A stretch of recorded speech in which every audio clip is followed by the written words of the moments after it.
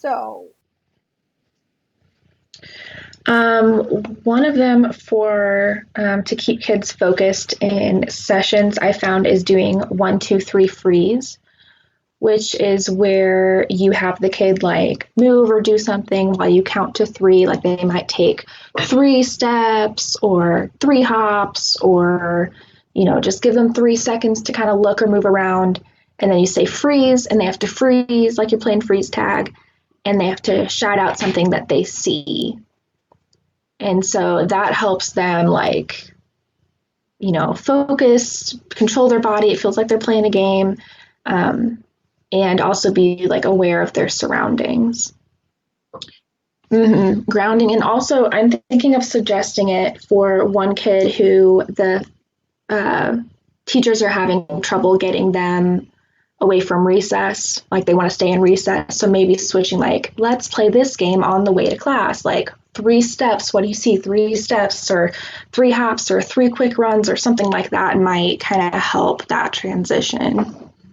Yeah, I think I've mainly used that one with mostly with younger kids, like first, second graders, whenever we're having trouble focus on virtual things. But I might also use it in whenever we get to grounding also. I got the idea from Headspace. They have little mindfulness things that are like Sesame Street characters for kids. So if anybody has that, I think it's free or cheap for educators and for students. So that's a good one to just use. You can even play a video. There's one on belly breathing, and the 5, 4, 3, 2, 1 senses.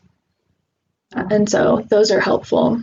I've just used those tactics, but if you have it, you can play the video also.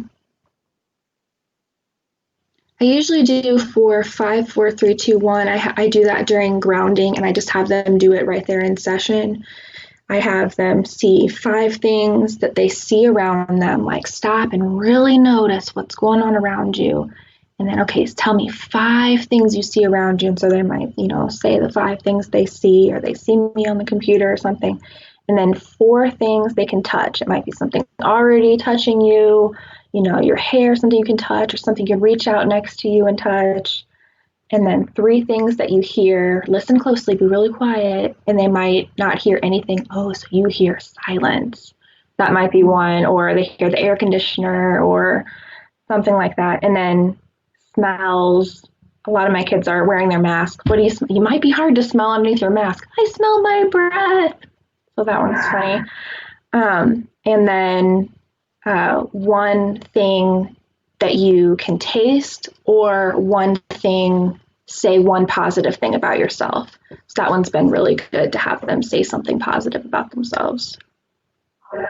Like when you're grounding, like taste maybe isn't accessible, especially for kids in that moment, but remembering like who you are and your identity, I feel like is a very grounding tactic too. I have one child who, if they don't really like being in session, they're in like a second grade, so they're younger, and started tearing up things around them. So I was able to call the parent in and give the child newspaper or ads, and we just had them tear it up. And it took probably like 10 minutes, but the child was calm after that. And it was a very a strategy that we would suggest another time, but just doing it right in session and letting them practice what we're learning right there as they're upset, tearing something that can be torn, and then kind of processing a little bit afterwards was really helpful.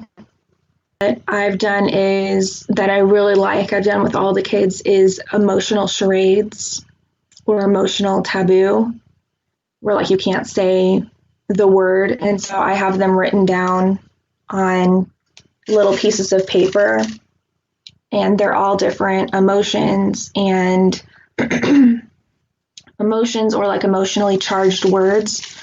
And then I just hold it up to the screen when it's their turn. And so I've done that too. Do you want to do that? I would love to do that. Okay. Okay, so I'm the student. You're the student, and Okay. then I would usually say, okay, so we're gonna play charades where we just, and a lot of kids don't know what charades is, where we're just gonna act it out. And so you can use your face, you can use, if they're wearing a mask, I put a mask on so that it's fair. Oh, that's a good idea. And then also I tell them, since I know what's on the words are, because I wrote them down, then we can use a hint. If you don't know what we're trying to act out, then you can ask for a hint. And the hint is you can say something this person might say if they were feeling like this. And so then Hmm. they got to think of something this person might say. But you can use your face, you can use your body language, you can use sound effects if you want to. And so I have them choose. So let me know when you want me to choose. Uh, that one. Okay, I'm a little Okay, nervous. I'm horrible at charades, so we'll see how this goes. it's okay. Okay, so I'm not looking, and you gotta let me know if it's upside down. It's upside down. Okay, Okay. now I can read it. Okay. Ooh. Can I just act that way? Is that what I'm supposed to do? Yep. Just act like this type of person might Wait, act if what feeling did you say? Wait, this. I want to tell you a story of myself. I'm not, I want to listen to you right now. So, okay. Well, never mind. Go ahead. Is that something this But, person might say? um, yeah, I think this is how a person who's this way is reacting Okay. for So sure. they might They interrupt. you They talk over, might yeah, talking over talk you. over me, not want to do it. Okay. Is this Yeah. person mean? Maybe not on purpose. Like Oh, maybe they just don't have accidentally. really good manners. Oh, so they're a little bit rude. Oh, that's the word. Yep. Good job. So we would just take turns like that. And they might like act it out or they might kind of say it. And it usually like crosses between the two. Or so I'm not super strict with like, Mm-hmm. we're definitely playing charades and you can't talk. Like, I'm not like that. Right. Like, if anything, sometimes talking is better for this because it gets into thinking more critically about it. I like this. Yeah, this And is great. with so I cheat a little bit when I play with the kids because I can see, like when I hold it up and the word is covering, like I can see usually in my little bottom picture what the word is. So if they're younger and they can't really read the word, I might say, now, do you know what that one is? Or do we need to skip that one? Or something like I might help them out that way. And also it helps me like guide it a little bit to guess Mm-hmm. or like That's to get them to think more critically. Like mm-hmm. I Right. cheat a little bit, but I usually don't let them know that I cheat. If I And was playing with middle school or high school, I wouldn't cheat. mm-hmm. But I like the way that you started asking me questions to help me, like, because you knew what it was and you pretended you didn't, but then you start asking me questions to help describe that. And so you could even go with that to be like, to take it in a lot of directions. Like, how have you ever encountered someone like that? How did you feel about it? So this is a really great, and it's a game you could play at any time.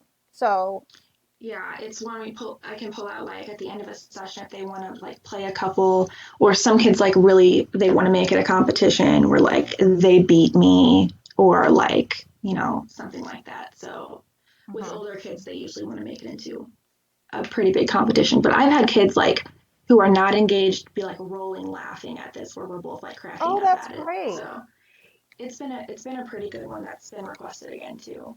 That's great. Yeah, because one of the things that Shayla mentioned, and I'm sure you're experiencing too, is that the activities themselves don't take the whole 30 minutes.